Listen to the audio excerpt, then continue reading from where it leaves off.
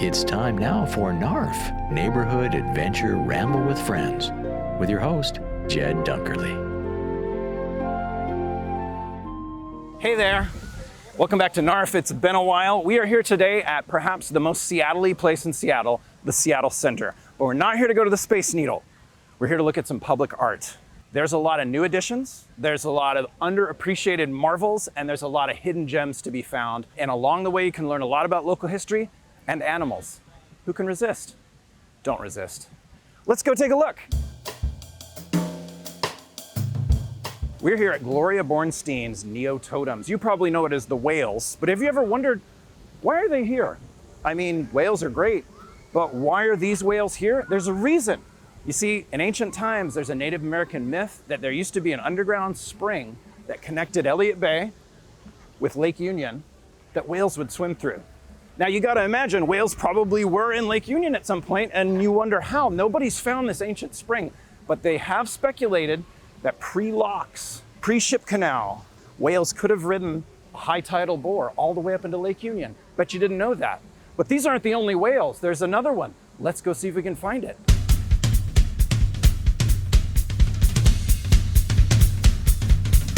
Here we are next to the Children's Theater, and look, the rest of the whale. It's the tail. Now originally the installation was supposed to feature a whole pod of whales, but it was cut short.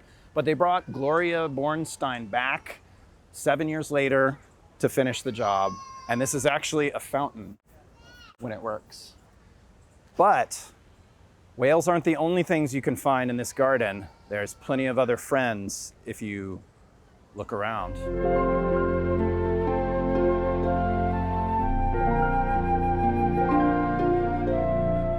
All right, here's one of my favorites right here in the corner by the boxwoods. It's the octopus. Strewn on a rock. It looks like it was left here by the tide. It doesn't look happy, but I love it.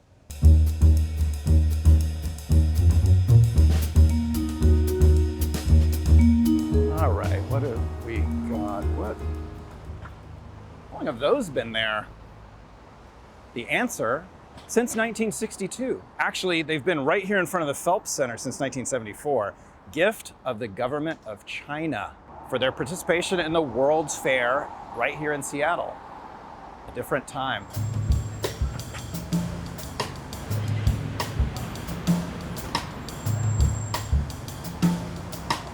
We're here in the courtyard of the Cornish Playhouse looking for a sculpture by one of the great Pacific Northwest sculptors, James Washington Jr., part of the Northwest School, contemporaries to Mark Tobey and Morris Graves.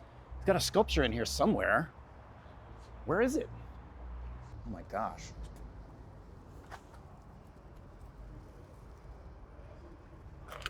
It's a barbet, relative of the toucan. What is it doing here, covered up in greenery? This guy's a legend. I mean, he just had his Fountain of Triumph redone and put up with a statue of him by Barry Johnson at the corner of 24th and Union. He's a Seattle legend, and his work is here, hidden, forgotten, but now you know. See if you can find it.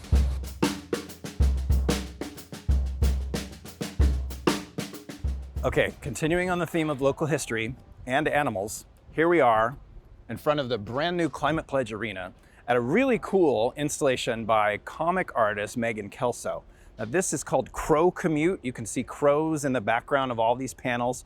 It starts out with this central panel from time immemorial and celebrates this area from the 60s to the present with these little vignettes.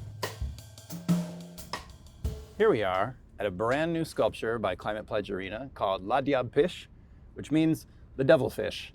And it's in honor of our newest professional sports team here in Seattle, a little local history, the Kraken. It is the octopus by local artists Preston Singletary and David Franklin. To finish up our tour of local history, we sort of come to the end and the beginning. This is an homage to particle colliders, subatomic physics by local artist Nori Seto called Chikara no Hikari, which means light of power. And I just love that in front of our sports arena, whereas other cities would have statues to local sports heroes, we have an homage to particle physics.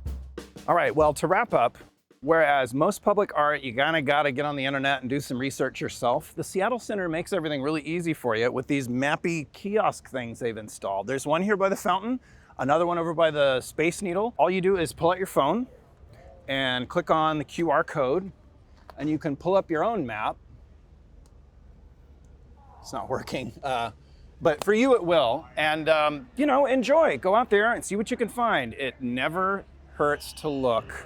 So until next time, keep NARFing, have fun, see what you can see.